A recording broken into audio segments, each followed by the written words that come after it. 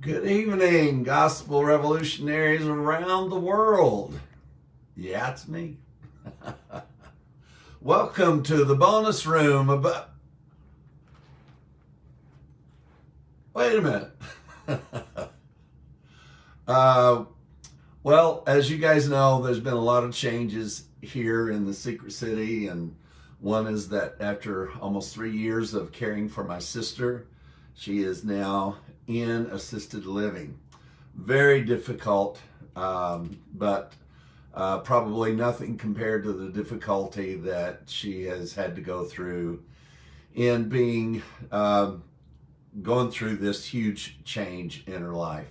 But anyway, so what we're going to do in honor of my sister is that we are now christening this. Ding, ding, ding, ding. This is the bonus room now. So here we are in the bonus room in the Secret City, and that way we're going to have a little bit of continuity there, and just something to remember my sister by even more.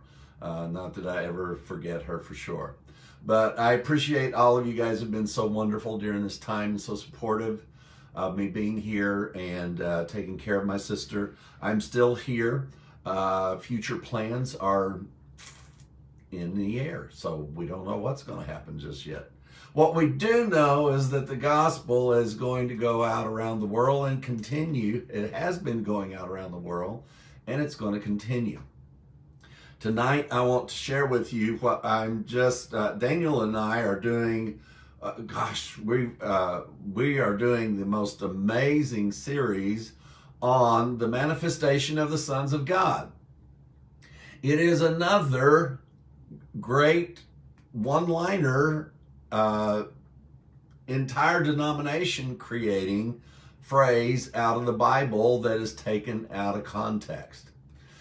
Now, let me put it in context for you real quick. My name is Michael Lilborn Williams, and I am a manifested son of God. It's been that way for 2,000 years, folks. Everyone after the cross was manifested as a son of God at the same time when Jesus was manifested in the resurrection. That manifestation at the appearing of Christ is what that in context is calling and calling our minds to is the manifestation of the sons of God, is that we were all manifest. It's compared to the resurrection. As you've seen, the document that we're going through on the show is entitled The Manifestation of the Sons of God and the Resurrection of the Dead. Bingo, you got it right. You got it wrong. Because they have both of these events off in the future. The resurrection of the dead was for the human race at the cross. If one died, all are dead. If one's raised, all is raised. If one is manifested, all are manifested. Through the course of history, every generation has had its attempt at becoming a master race, at becoming a special group, goodness, they even use the terms that were all completed in Christ, such as sanctification. They're in a sanctification process. Let me tell you that he that sanctifieth and they that are sanctified are one. If you're not sanctified all the way, you're not one with Christ. Let me say that again. If you're not sanctified all the way, you're not one with Christ. Because he that sanctifieth and they that are sanctified are one. Now, he that rose from the dead is the same as those that were raised from the dead. They are all one. This attempt to manifest as sons of God is well, the number one, the doctrine's only been around since 1906 is the first that we can find. And we're going through this document of this one person about the manifestation of the sons of God. One of the people that we are familiar with that started a school that's basically based on this theory, and it's called the Manifestation of the Sons of God, and that's Global Grace. That's headed up by Don Keithley. Please, I'm telling you, my heart is in this, and we are here calling you guys home, calling you back home to the gospel. This is away from the gospel. This is extra gospel. This is extra, but that, you know, and they really do not mind being that, because they think something extra gospel is supposed to happen. Folks, why don't you just settle down and enjoy the work of the cross? It is such a wonderful, wonderful thing. And to realize who we are. You see, as you understand who you are, that is a manifestation. That is the appearing. The word manifestation simply means appearing. When you read it in Bible context, the manifestation of something in almost all Bible context is talking about the appearance of something that is already done. The appearance of something that's already done. Now, whenever that appeared to the entire human race, you know, it's also recorded in the New Testament, as he is, so are we in the world. You see, if you're saying you're not manifested, you're saying that he is not manifested. He is manifested, and so are you. We've all been brought into this together, all at once, and this is another attempt, another useless, self-righteous attempt to become something you already are. I love sharing this gospel. I love helping people understand that these self-righteous pursuits do not come to a good conclusion. Now, as we're taught by Global Grace and others, we've got a whole list of names here that we'll be going through. We're going to go through the entire chapter of Romans 8. We might back up a little bit before Romans 8 and go through Romans 8, because it's important to get the context of this one-line wonder. One-verse wonder is what I normally call it, and it truly is just a one-verse wonder. It's like a one-hit wonder, you know, when you go back into the oldies and there's somebody who had one hit and you never heard from them again. But this is indeed a departure away from gospel truth. The gospel is good news about what has happened. The gospel is never good news about what to do. Never. The gospel is good news about what Jesus did. Now, because of this doctrine, it has caused people to go back and literally scrub the cross clean of the blood, scrub the cross clean of redemption, of sanctification, of righteousness, of destroying sin, because the Son of God was manifested that he might destroy the works of the devil. And where there is no law, there is no sin. He took all the law and nailed it to his cross. So I want to read something here to you in 1 Corinthians, out of the chapter that we have been going through recently. And I just want to zero in on this because it really does help bring this into clear focus. Any time that you begin to take away from the cross, you're going to add to your own righteousness. Anytime you take away from the work of the cross, you're going to add to your own righteousness. And believe me, your own righteousness don't cut it. So why are you trying to become sanctified in your own righteousness? I don't understand. For God has chosen the weak things of the world, the base, despised, rejected nothings. Sounds like you may be disqualifying yourself instead of qualifying yourself. If you go back and read from Old Testament through New, God using somebody was never based on what the person qualified to do. It was based on God, not of works, lest any man should boast. Nothing ever qualified a man to do something that God had decided he was going to do through that man or that woman. It didn't make any difference.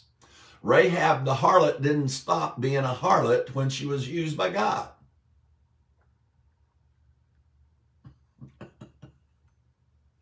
I don't know if she did afterwards or not. We're not filled in on that part of the story. But the issue is, they called her Rahab the harlot for a reason. I don't know. They call her Rahab the harlot for a reason. And she made it into the Hebrews as this spoken of, the Hall of Fame of faith. And these all died not having come into what the perfection that they were seeking. And then Hebrews says that they without us should not be made perfect. Now, we've already been made perfect. This is one of the doctrines that get skewed. You take away perfection from the cross. You take away sanctification from the cross. You take away redemption from the cross. You take away the obliteration of sin from the cross, because these guys think sin, they've redefined sin. And now it's your viewpoint, and now you're going to get rid of sin because it's just a fallen perspective. None of that is in the Bible. None of those definitions are in the Bible. They are not, they have never been, and they never will be. This verse, out of context in Romans chapter 8, I always compare it to the one found actually here in chapter 15 of Romans, where Paul says, else shall they which are baptized for the dead, if they rise not at all, why are they baptized for the dead? That started the Mormon church, being baptized for the dead. But you see, there's no teaching on being baptized for the dead. This is a statement Paul made in the process of trying to get the attention of those who believed in the resurrection and those who didn't believe in the resurrection. So there evidently was a group who were being baptized for the dead at that time, and Paul was saying, if what you say is true, then what you do is wrong. It's a very wonderful way that Paul had of teaching. Let me read these two verses to you really quick. In 1 Corinthians chapter 15, verse 22 and 23. And it's good to be back. Thank you for being here with me. 1 Corinthians chapter 15, verse 22. For as in Adam all die, even so in Christ all are made alive. But every man in his own order, Christ the first fruits, afterward that are Christ at his coming. Now, this is the place where that you've got to read this in the context, which we've just gone through this whole chapter. And the issue of they that are his at his coming is talking about the resurrection.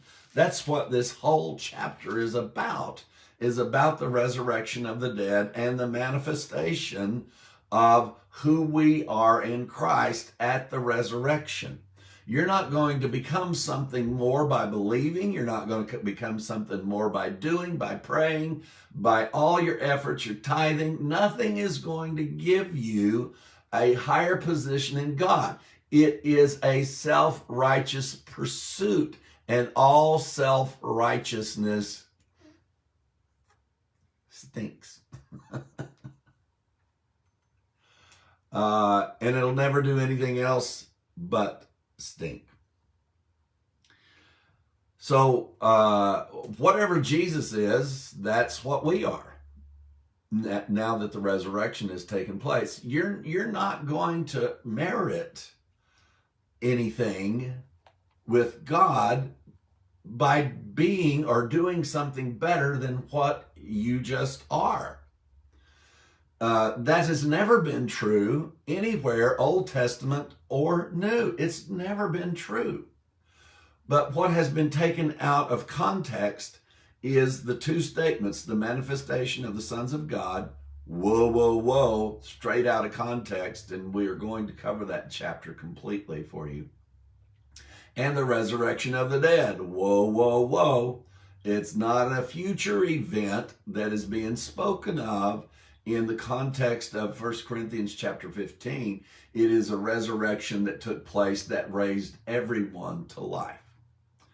Now, folks, I have no reason to challenge this teaching except for one thing.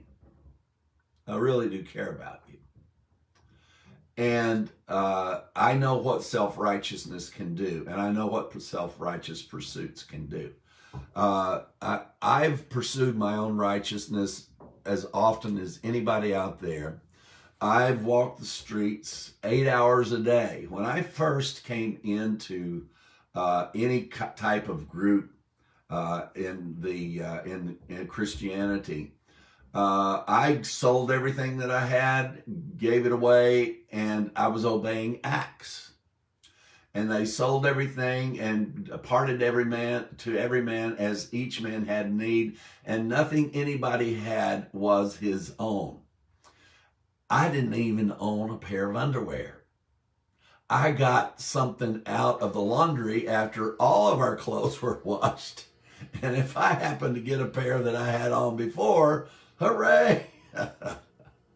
But we were trying to see, there is another one verse out of context, and it was an event that happened in the book of Acts. But if these people are trying to manifest as sons of God, why don't they obey Acts and to sell everything that they own and give it to the poor?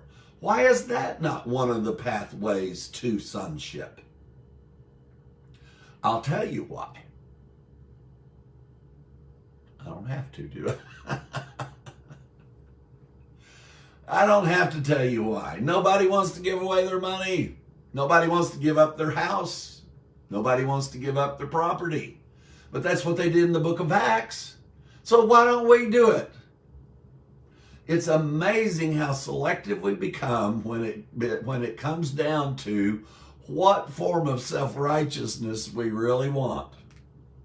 Now, it was a self-righteous thing that I did when I got rid of my car and everything, even my clothes on my back. And I also went out witnessing 8 hours a day. 8 hours a day. I decided if 8 hours a day is what somebody works on a job, I'm convinced everybody's going to hell, doesn't hear the gospel and accept Jesus. So I put myself to work, and I worked 8 hours a day, and the rest of the time was committed to prayer and fellowship with the brethren. I did that for quite a long time. I remember praying in tongues for 3 hours a day. 3 hours a day for quite a long time. That was when I first started with Norval Hayes Ministries, and the issue of praying in tongues was big. And I decided by the time I die, I want to say more words in tongues than I've said in English. I know what a self-righteous pursuit is. And I know the motivation for it. And the motivation can be quite honorable. But there's been a lot of people attempt a lot of honorable things that have led a lot of people into bondage. And this doctrine of manifest sons, and it's something that's going to happen right before the Lord comes back, and they're going to have the ability to heal the sick and cleanse the lepers and raise the dead. Folks, that's not going to happen. Jesus already made his second appearance. Hebrews 9 says that he appeared in heaven with his own blood and then appeared the second time without sin unto salvation. The gospel is good news. The gospel is not good instructions. When somebody starts instructing you what to do to be spiritual, you are not hearing the gospel. We love you here at the Gospel Revolution in the brand new bonus room. These are important issues. Many people publish things saying, oh, well, we're not supposed to argue about that. Yes, we are. We're supposed to confront these things.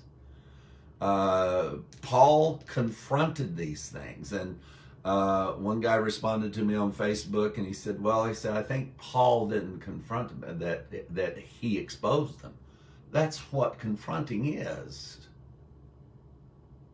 It's exposing it. And that's what I'm doing right now, is exposing this misguided teaching called Manifest Sons of God, that it is against the work of the cross.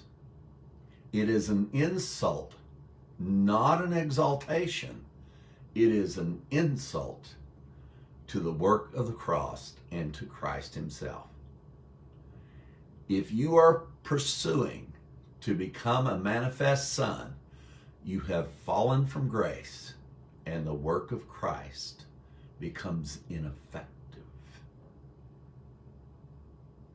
Whether it's your own law, God's law, or anybody else's, if it's designed to make you more sanctified, more righteous, more holy, you're saying Jesus failed.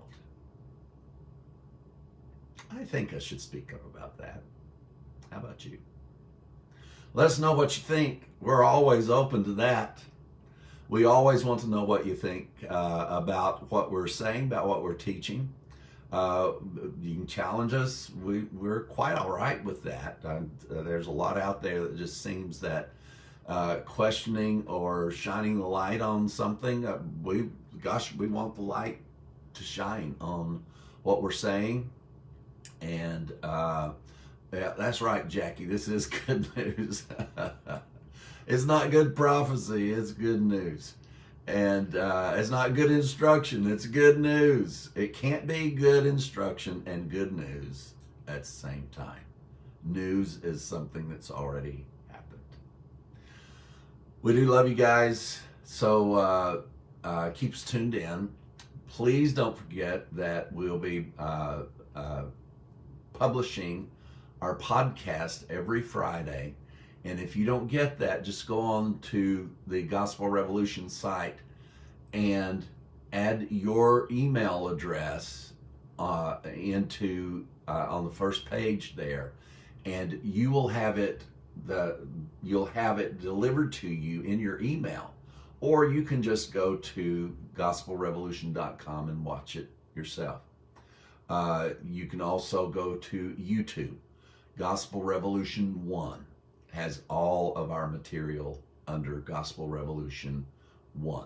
All right? We love you.